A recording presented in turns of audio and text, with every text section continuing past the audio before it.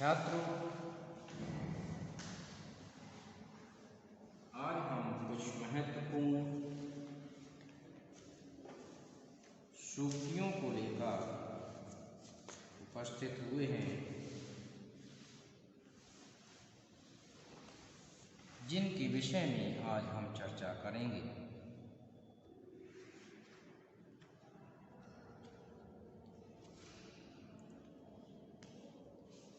तो सबसे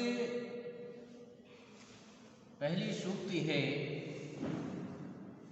भक्ति ज्ञान नई कछु भेदा, उभय हरय भव संभव खेदा।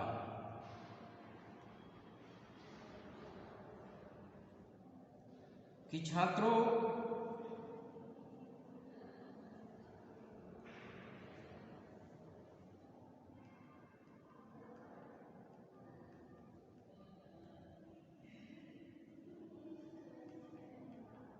भक्ति और ज्ञान में कोई विशेष भेद नहीं होता है, कोई विशेष अंतर नहीं होता। उभय हरय भव संभव खेदा। उभय मैंने दोनों, हरय भव संभव खेदा। भव कहते हैं संसार के लिए और खेदा कहते हैं कष्ट के लिए। कि दोनों ही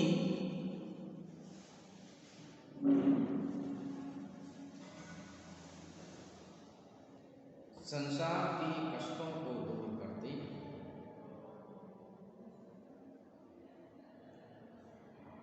हिंदी साहित्य में भी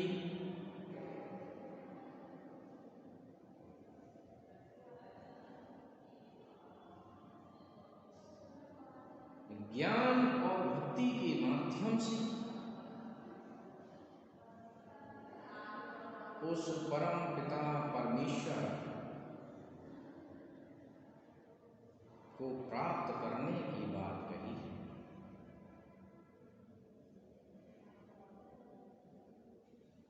कुछ लोग ज्ञान को महत्व देते हैं,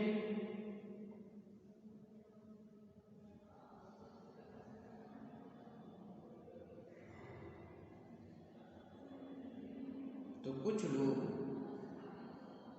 भक्ति को महत्व देते हैं।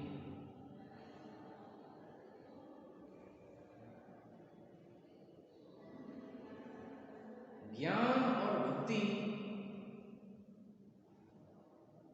दोनों एक दूसरे के विरोधी नहीं हैं,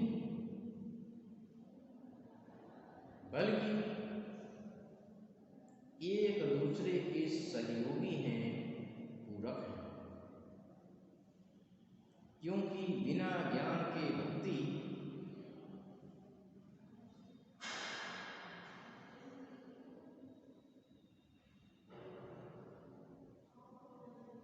भी अधूरी होती है। भक्ति के लिए भी ज्ञान की आवश्यकता होती है,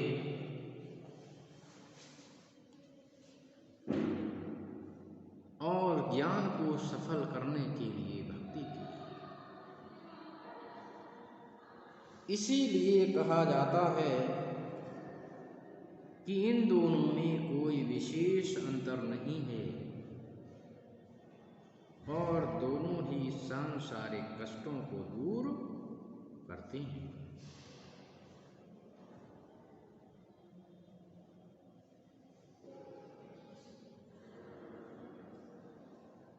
अगली सूक्ति है कि बिना विचारे जो करे सो पाछी पछताए।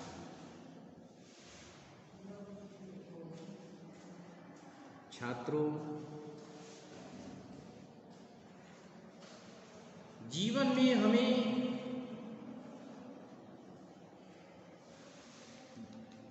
जब भी कोई महत्वपूर्ण कार्य करना हो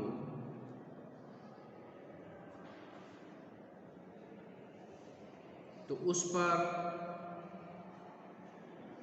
चिंतन और मनन करना परम आवश्यक होता है।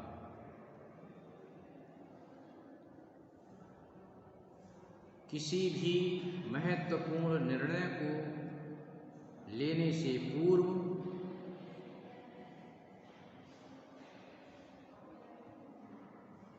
उसको विभिन्न दृष्टिकोणों से देखना आवश्यक है और उसके परिणाम के विषय में भी सोचना चाहिए, तत्पश्चात निर्णय लेना चाहिए।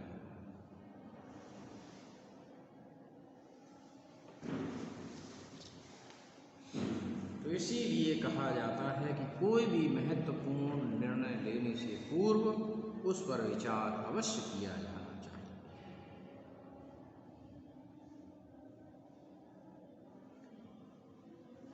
भूषण बिन न विराजई कविता बनिता मित।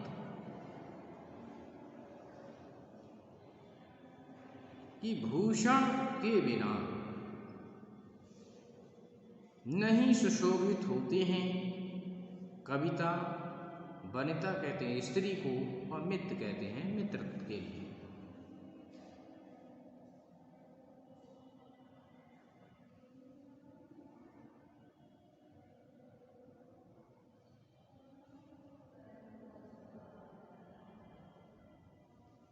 कविता को सजाने के लिए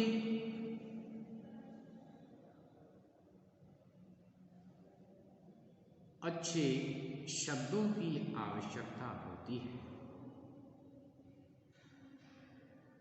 तभी वह कविता प्रभावशाली होती है।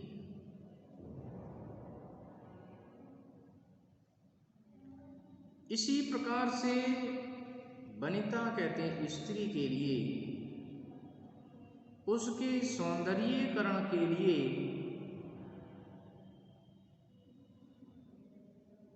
आभूषणों की आवश्यकता होती है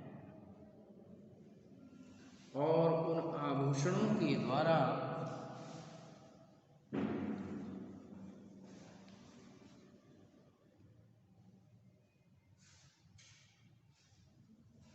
उसके सौंदर्य को बढ़ाया जाता है।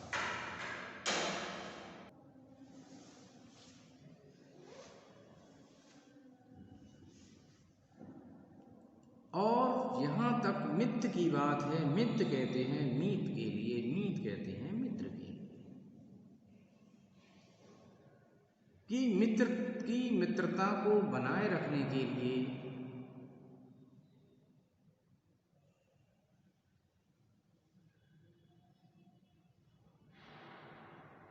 मधुर और अच्छे शब्दों की आवश्यकता होती है। तो इसीलिए यह कहा जाता है कि भूषण बिन न विराजई कविता बनिता मित। यहाँ अच्छे शब्दों से भी आशय है, अलंकारों से भी आशय है, वाणी से भी आशय है।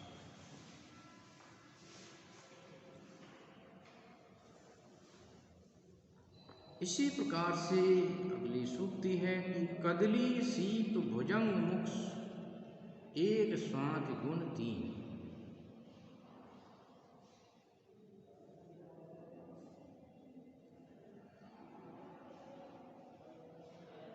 कि एक ही वस्तु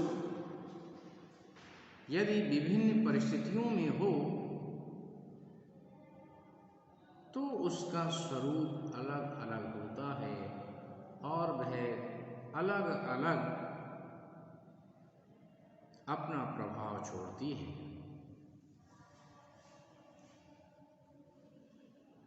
जैसे ऐसी मान्यता है कि स्वाति नक्षत्र में जब आकाशीय बूंद कदली अर्थात केले में गिरती है तो वह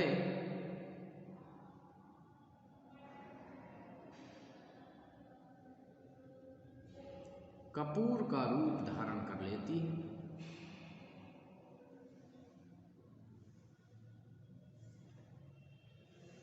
और जब वह सीप में गिरती है तो मोती का रूप धारण कर लेती है। और जब भुजंग कहते हैं सर्प के लिए, सर्प के मुंह में गिरती है तो वह विषैले विष का रूप धारण कर लेती है। जबकि बूंद एक ही है, लेकिन अलग अलग परिस्थितियों में वह अलग अलग अपना रूप धारण करती है। तो इसमें इस बात पर बल दिया गया है कि हम जिस प्रकार की संगति में रहेंगे हम वैसे ही बनते चले जाते हैं। अगली सूक्ति है कि शंकराचार्य का अद्वैतवाद। छात्रों, ये दार्शनिक सिद्धांत है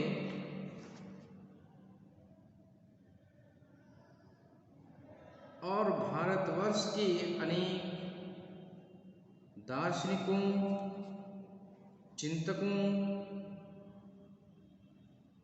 भक्तों एवं महापुरुषों ने विभिन्न दर्शनों के विषय में बताया है।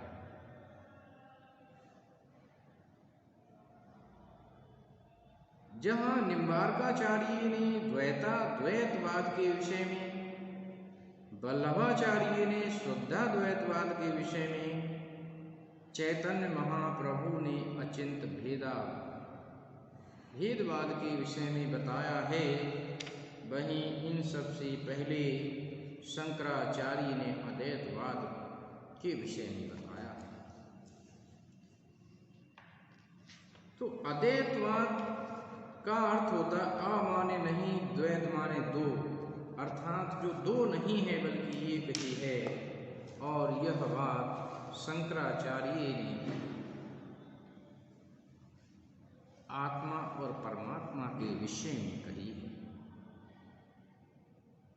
कि आत्मा और परमात्मा ये अद्वैत नहीं, आ माने नहीं, अद्वैत माने दो, अर्थात दो नहीं बल्कि एक ही है।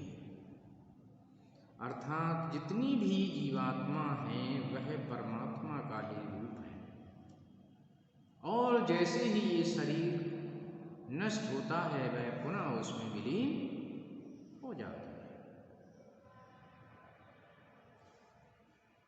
तो वे इस बात पर जोर देते हैं कि लोग उनको अलग अलग मानते हैं, जबकि अलग अलग नहीं है, बल्कि ईश्वर